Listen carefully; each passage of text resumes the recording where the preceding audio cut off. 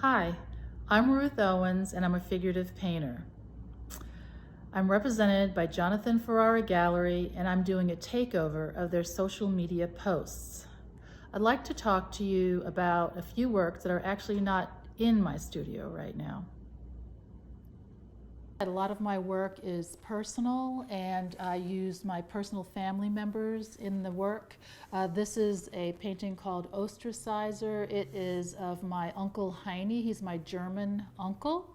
And it's called Ostracizer because after my parents got married, he ostracized them for about 5 years, even though they lived across the street from each other. But here, I think I really captured the judgmental attitude that he had towards us and our family. But just as an aside, towards the end of his life, which was about 3 or 4 years ago, he was our very best friend and one of the people that visited my parents practically on a daily basis. And my mother took care of him and his affairs. So all's well that ends well. Another painting that was sold is called Boy Guide. And this one is another very gooey kind of luscious painting of two figures in kind of very murky water. It shows my brother and my father in a lake, which was in Augusta, Georgia. It's called Boy Guide because the boy is actually guiding the father, which is usually the other way around. And I'm talking about colorism in both the African American and in the Caucasian community, which gives privilege to someone who's somewhat lighter in skin tone. And I feel like my brother had a lot more privileges for that reason than my dad. The next painting is one that I just completed recently, and I want to show this because it highlights the direction that I'm going in now, where I am really trying to show a juxtaposition of the African American and European cultures.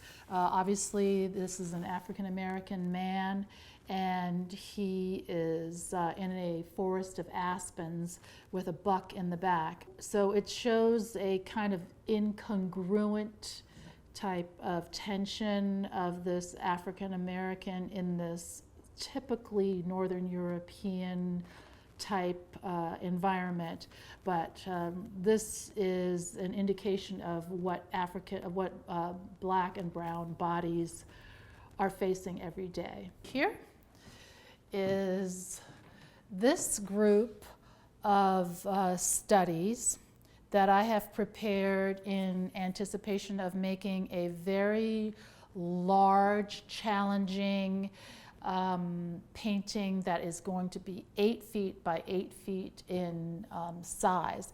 It's the largest thing I've ever done, and I'm super excited about it. So stay tuned for our next post. This is my studio, and you can be guaranteed to see me here most mornings, faithfully painting away. I have a north-facing window, which is awesome for a painter like me that uses natural light. I'd like to go into a little more detail about my pieces, and I want to start off with this one, which is called Good Family, and it is a portrait of my family of origin and was recently shown in the Ogden Museum. This was a piece that was chosen for the Louisiana Contemporary by the curator from the Whitney, and the reason he chose it, he told me, was because he was really enchanted by the shapes of these colors kind of going in and out of each other. I wanted to show you this painting because it has that personal aspect in it.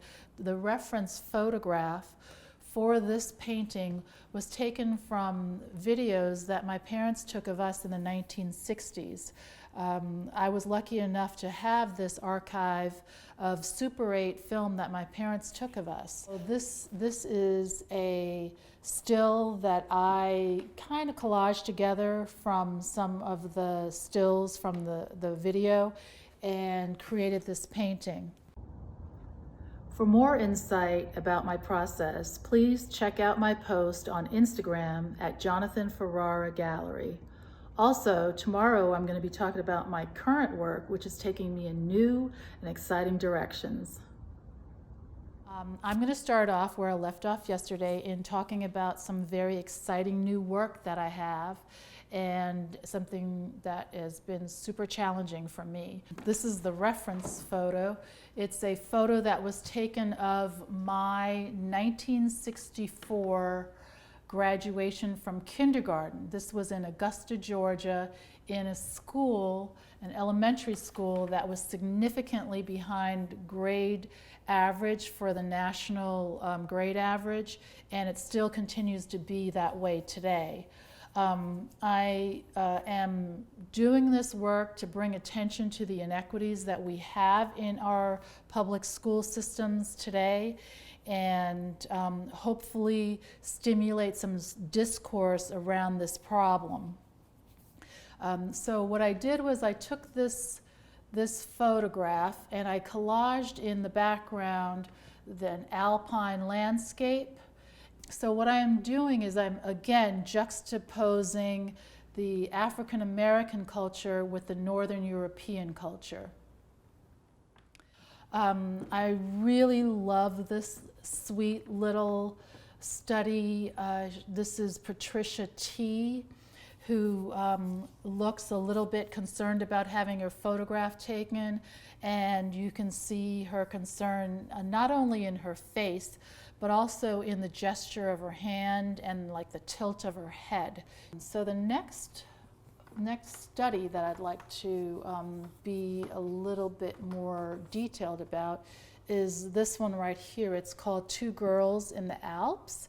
And I really love this one because it just shows how large these mountains are, this European influence is compared to the small little faces of these two small brown children. In my view, in the way that I'm looking at this, it just shows how the European influence is very prevalent and dictates a lot of what we do in our lives. Today I'm going to show you some work that is in progress. So I'm going to give you a preview of the big work. So this is it. This is the beginning of it. I've completed 7 out of 9 panels. 2 more panels will go here, and this will all be one huge painting, and it is 8 feet by 8 feet large. I am so excited about this. Never done a piece this big. So you can see some of the expressions in these my former classmates' faces. They're all different. Everyone has their own personality. This shows a specificity towards each person. They're all individuals. They have their own agendas. When I mix my acrylic paint and I put it on the paper, the paint that I mix, the color that I mix, the hue, is going to be so much darker after it dries on the paper. So I was running into a lot of problems controlling my values. Maybe about 3 or 4 panels in, I got smart and decided to just mix all of my colors first, and then I knew what the color I was looking at. So I have colors for the skin here. I have the colors for the mountains in the back here, and then the colors for the rugs down here. That made my life so much simpler and made this work go so much faster. So if I ever do this again, I'll know what to do. The next post that I will be doing is a painting of this, which I will do on a time-lapse format, and hopefully you will tune in for that. Hi, I'm Ruth Owens, and today's the last day I take over Jonathan Ferrara Gallery's social media posts. I'm going to do a time-lapse video today of the large piece I spoke about the last 2 days.